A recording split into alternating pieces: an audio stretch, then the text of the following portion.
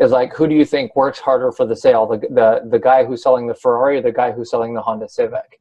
And theoretically, I would argue, and again, this is only an anecdote and a metaphor, but the guy who's selling the Honda Civic probably has a little bit of a harder job, because there's so many other cars in that class, and that person is probably shopping around and they have a limited budget. So there's all this effort involved to sell the $25,000 car, 23, however much it is, I don't even know. Whereas the Ferrari, I mean, limited edition, you know, let's say base price is 130 or 150 or however much the car is.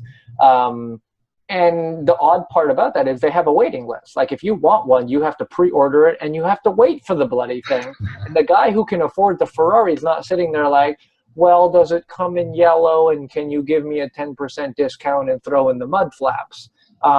No, he knows when it comes time to the Ferrari. So from an effort standpoint, I think the only difference, and you've already alluded to this already, and I've noticed this in my own business, is the only difference is not the effort, but the who, or the pool of people that you're speaking to. Because you're right, the guy who can only afford the $100 item is not going to buy the $10,000 item, and vice versa. The guy who can own the $10,000 item is not going to buy the $100 item.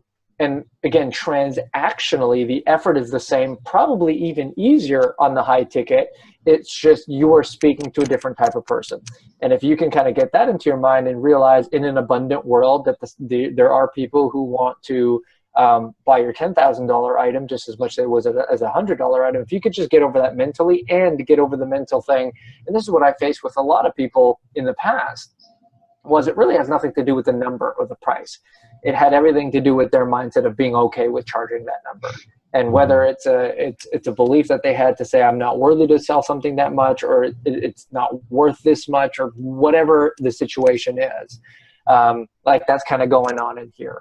So yeah, I think both anecdotally and theoretically from practice and from metaphor, yeah, selling the higher ticket item is just as much effort, if not less.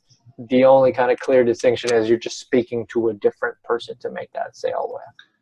Yeah. And to kind of talk about what you said about like the Ferrari with the waiting lists and all that, like I think people also have different expectations at premium levels. So like what will get you to this level sale isn't going to get you to this level sale. And